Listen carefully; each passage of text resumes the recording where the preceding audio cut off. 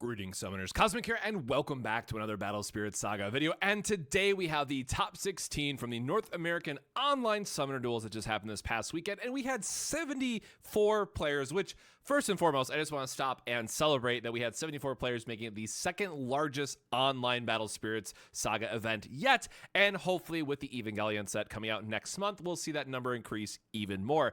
Now, the other part I have to mention up front is that, hey, I was wrong about what I expected the best of one meta to be. I truly expected a lot more aggro, and at least from our European counterparts who also had their online event, aggro was largely absent, and in our event, I saw a lot less of it than I expected, and a little bit more of that when we get to it. So here is the top 16 with Hydra, Ira, and White Aggro, of course, being three absolute meta staples that truly still do very well in best of one. And then we actually did get to see some other decks still highlight and make it also into top 8, I should clarify, with the Smag deck and 2-cost yellow randomly making top 8 cut as well. Now, again, because this was an online event, there was no actual top cut. It was just based on standings, but we did have one undefeated at the very end. So as we're going to be going through these lists, it's more going to be a conversation of what did they maybe change for best of one, if anything, and what do the overall, breakdown look like from these? So once again, I'm only going to cover the top placing archetype for each one of these lists. So only the best Hydra deck, only the best Ira deck, etc. But if you want to go see the full list, they are on PPG's website, as well as Eggman's website. They'll be up shortly. So with that out of the way, let's get into it and give a huge shout out to Jay, who ended up going 7-0 with Hydra. And also shout out to specifically the Bulldog community, taking out the first and second place for this event and doing very, very well in their showcase. Again, Bulldog community in Indiana just doing a fantastic job of bringing out some players in this event and doing very well with it. So as I mentioned, we have Jay up first with Hydra, and overall, really not many changes. This is just a very solid deck that we've seen, really focusing on those more explosive starts. And if you've been high rolled by Hydra, much like you got high rolled by Gale in the previous set, you know how awful it can be to be staring down that turn 3 Hydra, which can end the game very, very quickly. And if they get back-to-back Hydras after you enter the first one, it's going to be very difficult to come back from. Now, the one thing that we do notice here that is different is the Raging Tides, which is a card we talked about in our previous video, talking about how it might change if we're expecting more aggro in the format, than having something like your full suit of Flood Streams and Raging Tides. Really make sure that you can stabilize in those early turns, and Hydra having the built-in reduction, it's very easy for them to cast these for 3, where most other decks have to pay the full 5, which that 2 core difference can be just enough to hold you out of it. But other than that, this is pretty straightforward. So the one thing I will say as we get into these next lists, right, is that they did have a much more combo focus for the Hydra and Ira, but we did actually see Matt get the 6-1 and the other Pentant Ice Shield user with Serpent. So we have seen a lot of this very combo heavy, very aggressive kind of line, and then Serpent's going with a 6-1 that just says, hey, I have a lot of great removal that I can lean into. I have a lot of ways to generate card value, which is very, very important in a best of one format. And then, of course, Double Deadly just being an MVP of this format in general right now, because there are still a lot of, one symbol cards that you want to set up with or build into, where if you catch your opponent with a Double Deadly, then either using Mirror Caster's Sacrifice effect or just another Deadly Balance, if you have another magic to use, can clear your opponent's board quite easily in this format. And because we are in such a high speed, high tempo format, having things like Double Deadly can quite honestly end the game on the spot by losing that reduction and getting you ahead on the board. And yes, you do have to sacrifice something, but guess what? We have things like Rotting Swamp and Amethyst Sanctuary, as well as Beldegor, which is all going to give us more value for making these plays during the combat phase. Now, outside of that, we do see the Maduke here for the Blood Curse, which is a really interesting pick just from a, good against these destruction effects to make sure you can keep your stuff on board. If you run into white control, giving you more options for just being able to close out the games where maybe you don't have enough curse to do so. But that is really the only change here from a best of one format. Otherwise, this is very standard from what we've seen. Again, just drawing a lot of cards is very good. Best lands, of course, still being an MVP for purple, and I can expect to continue to do very well for purple overall, so not that surprised to see Serpents being the other deck that really climbed into the top spots. And one that I will say that I personally very much underrated. Like, it is a very good deck for best of 3, don't get me wrong, but it is also probably just fine for best of 1, as we've seen here. And of course, again, Matt getting themselves a Penton. Now going on from there, we have Justin with the Hydra combo deck. And I'm calling it combo because now we do see a full shift to 4 Big Bang Energy. And I gotta say, as I have, thought about Hydra, and as we've seen kind of Hydra progress in this format, right, the early versions of Hydra were really like 1 to 2 Big Bang Energies, maybe kind of see it more of just a full, mid-range fair style of red deck, where now, especially a lot of the Hydras that we've seen for this event that all did well was, all right, you know what? We got 4 Big Bang Energies. We have 1 to 3 copies of Gray. We're just going all in. We got to make these big plays. And to be fair, in a best of 1 format, you just need to make those big plays to close out the game. So the one thing that I will say here, of course, going into the flood streams, that might not always be main deck for a lot of the red decks because of that cost requirement. We do have a Seabed Lighthouse. It's a very cheeky one of, but generally speaking, this is something that we've seen from a pretty consistent best of 3 to shifting to best of 1, not seeing too many changes, other than some, of course, some like tech choices with the Meteor, the Dark Worm here making an appearance. But overall, when you think about the Irish Shell in general, the Irish Shell is staying fairly consistent with not too many considerations from the best of 3 to best of 1, other than seeing this huge shift in the Big Bang Energy priority, because getting to slam that Big Bang Energy and make these big combo plays really just feels great. And with Volcanic Canyon and the draw effect, you're able to fill your hand back up after you make those big plays to still have other things that you can do with your turn. So another 6-1 list, Ira, very solid overall. Now, the one that I know did surprise a lot of people, definitely surprised me as well, was 2 Cost Aggro. That's right. Give a shout out to my boy Freezetal and getting to draw a bunch of cards. So, of course, I got to play the event as well. And shout out to Benny. He was also playing a 2 cost aggressive version. He also had God Beast in the top end.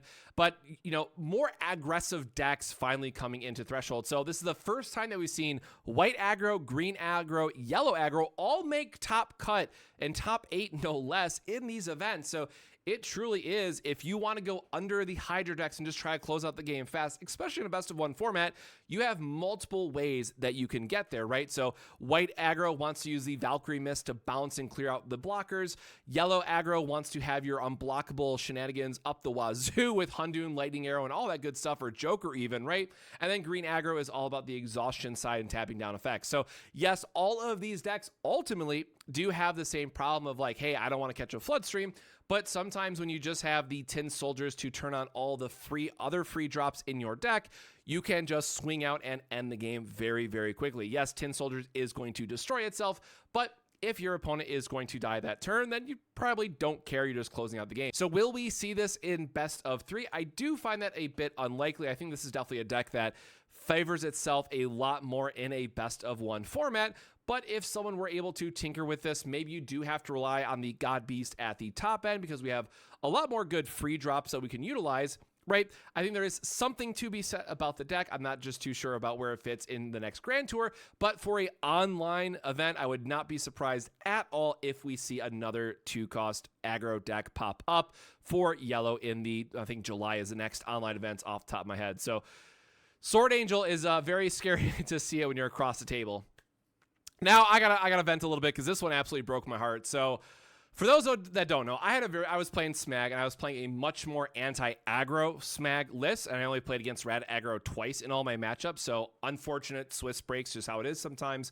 But I had to play a Smag mirror for top 8, and what felt extra bad about this is going into the last 2 rounds of this event. If I won either round, I was locked for top 8, if not like getting 9th on breaker. So all I needed to do was win 1 more round, and I was there. So the second to last round I played versus Hydra, it was actually a close game. I did get milled out because I just couldn't find another deadly balance. And then going against Tom from the Hong Kong regional, so actually shout out to those in Hong Kong joining us.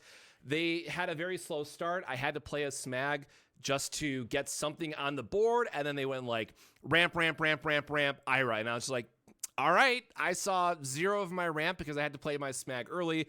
I saw no draw, and that's just how it is. And it felt extra bad because I had the elephant in my hand. And if you've played the matchup, it really is like vomit your board, try to get the Hydra for big hand draw, sacrificing your own stuff, because at that point you have the cores and the card advantage to win. Like, that's the whole thing of how Smag plays out.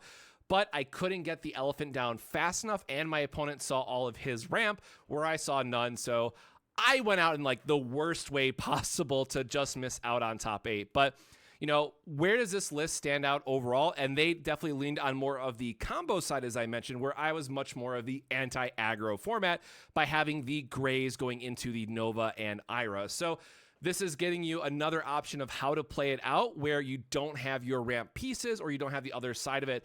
And again, 4 of Ancient Draw, 4 of Star Blessed Draw, 4 Volcanic Canyon, really just getting you the pieces you need to stabilize to get there quickly. And Nova just being able to heal up in best of 1 format is very, very good. So now this begs the question of like, is Red Ira better or is Smag Ira better for best of 3 versus best of 1? How do you change each deck list for each of those?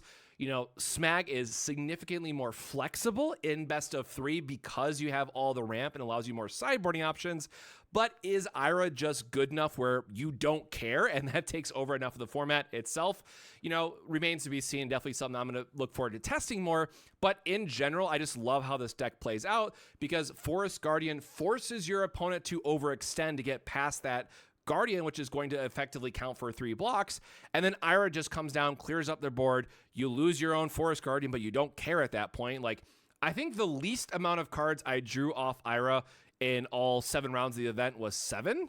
I think it was 6 or 7, right? So at that point, you've ramped a ton, you draw a bunch of cards, and you just kind of don't care what happens from that point on because then you're able to be aggressive enough. Now, the one thing I gotta take a personal pain point with, and I'm sorry, but 4 Matangol over the 4 Asura just feels so bad when you know that you're in an aggro format. There is no reason to not just play the other versions, 2 and 4 instead of 4-2 here, because you need the early blocker, and they're both 3Ks anyway. So as I was like checking over their list to see like what other pieces were different, that one just absolutely gut me right in the heart. I gotta say, I gotta just brutally honest about.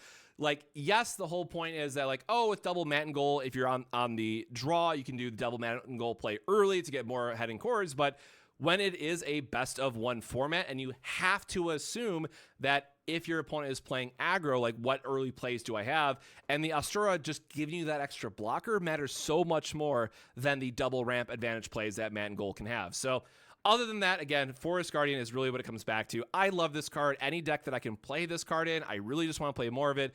And then, of course, at the top end, we still have things like Elephants because you can ramp into them. It's still a good attacker, and it allows you to get some cores back so you can make some other plays with like your Dream Bomb or Burning Forces. So very solid list. I personally love Smag in this format, again, because it's just so flexible, but we'll have to wait and see what the rest of the format brings from the next Grand Tour happening in Chicago, I believe is the next one, or some other events coming up. Moving on from there, we have White Aggro, which, again, trying to keep this more focused to, hey, what changed for best of 1? Absolutely nothing. This is exactly what we expected to see. White Aggro doing White Aggro things, so not too much time I need to spend on this one. But, again, regain combos for days with the Librarian is just extremely strong, and if your opponent doesn't have the Flood Stream, they are just going to die out very, very quickly. The couple Thorn Prisons here just being another nod for how to get through a little bit more points of damage, and Peggy Scion in general, just as a huge shout out to that, really good in a more aggressive format.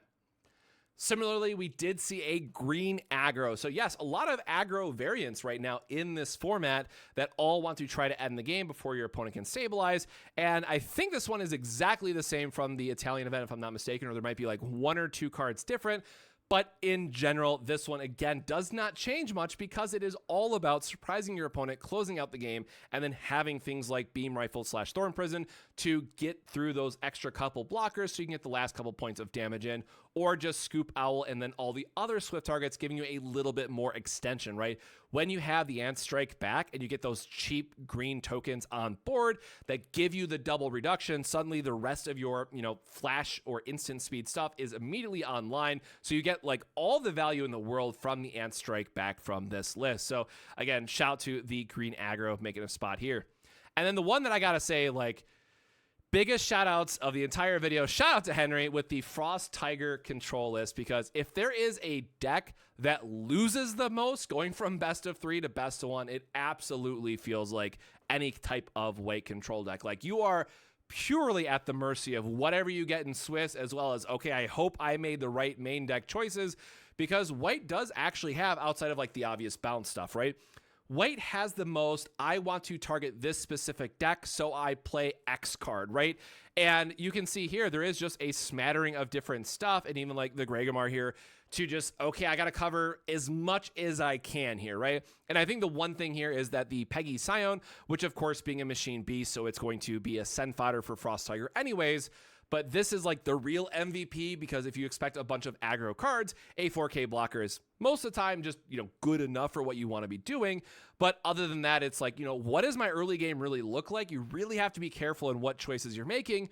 And then of course the Frost Tiger just helping you kind of close out the game, because you are able to get that removal when you play it for that turn, as well as the on block, making it very difficult for your opponent to close out the game. And then you just kind of have to sit there and wait until you build up a big enough board so where you can get in that final crackback. But there it is. We do actually have, all things considered, a very good representation of various archetypes between, you know, your combo decks, your aggro decks, and your control decks, all having a part in this top 16. And then I guess also mid-range, I should classify, which is where purple serpents really sit. So, you know, how do you feel about the format overall? What did you think about the first online event? Let me know your thoughts in the comments below. Obviously, with it being best of 1, I was not the biggest fan of it. However, it was absolutely amazing to see all the love within the community and so many people being like, hey, this is my first event. I finally got to play for like the first time in months, and I'm just so happy to get to play in this event, as well as just having better prizing compared to what we had last year. Like, it just felt good. Like, obviously, I was super, super salty to lose out in the way that I did, because it feels terrible to lose a mirror where you just have absolutely nothing. Like, low rolling is one thing, but low rolling in specifically a mirror when you want to see 2 smag decks in top 8 absolutely feels terrible. Like, I really wish we both would have got paired up with someone else, and having 2 smags in top 8 would have been really cool, but sometimes that's just how it goes. But again, let me know your thoughts. How did you feel about the best of 1 format? Are you going to sign up for the next one, or will I be seeing you in Chicago for the Grand Tour? Definitely let me know your thoughts in the comments below. But that said, the quick note here at the end of the video, content is going to be a little light because I'm going to the Montreal regional for Fusion World this weekend and really need to get in some testing time. So this will likely be the only video for this week, and then it'll take me a little time to get ramped up next week, unless there's like some big news drop I can just quickly do a video on. But hopefully more gameplay vids to come soon as we wait for the Evangelion set dropping next month. So until then, my friends, stay safe, stay hydrated, and I'll see you in the next one. Cheers.